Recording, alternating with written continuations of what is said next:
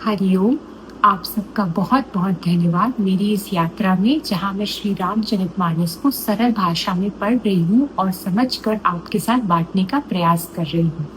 अभी तक हमने देखा था कि कैसे पार्वती जी ने कठोर तपस्या की थी, जिसके फल स्वरूप उनको वो स्वीकृति मिली थी कि अब वो शिव जी को अपने वर के रूप में हासिल कर पाएंगी।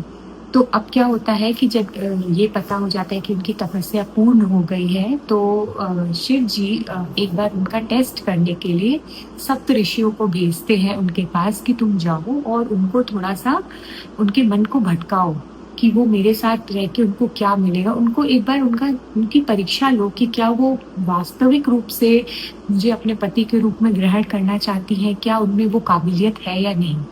तो इसलिए वो सप्तऋषि, जहाँ पर पार्वती जी तपस्या कर रही थी, वहां पर जाते हैं और वो उनसे कहते हैं कि तुम किसके लिए इतनी कठोर तपस्या कर रहे हो, तुम किसकी आराधना कर रही हो और तुम क्या चाहती हो।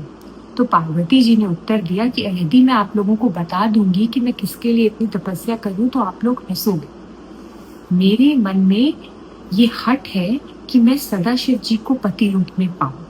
तो मुनियों ने कहा कि तुम्हारा शरीर पर्वत से उत्पन्न हुआ है और इसीलिए तुम इतना ज्यादा कठोर हो कि तुम अपना दृढ़ निश्चयी हो कि तुमने इतना सालों से इतना तपस्या कर ली, लेकिन तुम्हें पता है नारद जी के कहने से थोड़ी ना तुमको इतना बड़ा संकल्प लेना चाहिए कि शिव जी को ही मैं अपने पति रूप में पाऊं। उन्होंने कहा कि वो बहुत ही ज्यादा उदासीन स्वभाव के हैं, वे गुणहीन हैं, वे बुरे वेश वाले हैं, उनके शरीर पर सांप लपेटे रहते हैं, उनका कोई घर परिवार नहीं है। ऐसे आदमी के साथ तुम कैसे गुजारा करोगी? क्या मिलेगा तुमको ऐसे वर को ग्रहण करके? पहले संतों ने कहा, उन्होंने बताया कि पहले संतों के कहने से शिव जी ने एक बार और भी सती माता से विवाह किया था। आखिर उसका क्या परिणाम हुआ कि सती माता ने जल के अपने आप को खत्म कर लिया और अब तुम यही कर रही हो। तो उसका परिणाम का तुमको क्या फिक्र नहीं है? तो शिव जी को तो तुम अभी भी देखो, वो तो मस्ती में राम नाम लेके घूमते रहते, उनको तो कोई फिक्र नहीं है। ऐसे स्वभाव वालों के साथ क्या स्त्रियां टिक पाएंगी? ऐसा सप्त ऋषियों ने बार बार जाके पार्वती जी को अनुग्रह किया कि तुम ये हट छोड़ दो, कोई फायदा नहीं है।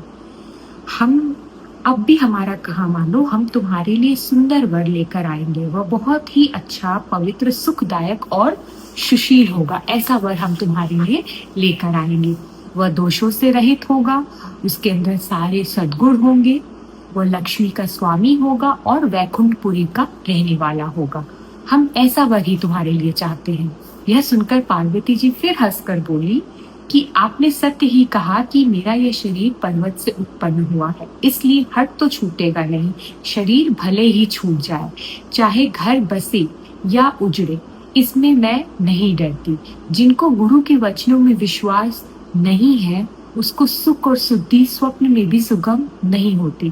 तो वही वो कह रही है कि किसी के कहने ना कहने से और मुझे सुख बदा होगा तो सुख मिलेगा, नहीं बदा होगा तो नहीं मिलेगा, पर मैं किसी के कह देने से अपने हट को नहीं छोड़ूंगी। और जो गुरु की बातों का अनादर करते हैं, उस पर प्रश्न करते हैं, उस पर संदेह करते हैं, उनको तो वैसे ही सुख नहीं प्राप्त होता है। तो माना कि महादेव जी अवगुणों के भवन है और विष्णु समस्त सद्गुणों के धाम है, लेकिन मेरा मन तो शिव जी में रम गया है। तो अब चाहे वो जो भी हो, मेरा मन उनके साथ लग गया है, तो मैं उनको ही अपने वर रूप में पाना चाहूंगी। अगर आप लोग मुझे पहले मिलते तो मैं आपके उद्देश्य को सिर माथे पर रख लेती, सुनती, परंतु अब तो मैं अपना जन्म शिव जी के लिए हार चुकी हूँ। फिर गुणों दोषों पर कौन ही विचार करेगा? अगर आप लोगों को अपना दिल बहलाना है और इधर उधर की बातें करनी है, तो आप लोग ऐसा करिए, जगत में बहुत सारी ऐसे विवाह योग्य कन्याएं हैं, वर हैं, आप उनकी जाके मदद करिए। मेरा ना समय बर्बाद करिए और ना अपना समय बर्बाद करिए, क्योंकि मैंने तो जो ठान लिया है मैं वही करूंगी। मेरा तो करोड़ जन्मों तक यही हट रहेगा कि या तो शिव जी की अर्धांगिनी बनूं या कुंवारी ही रहूं।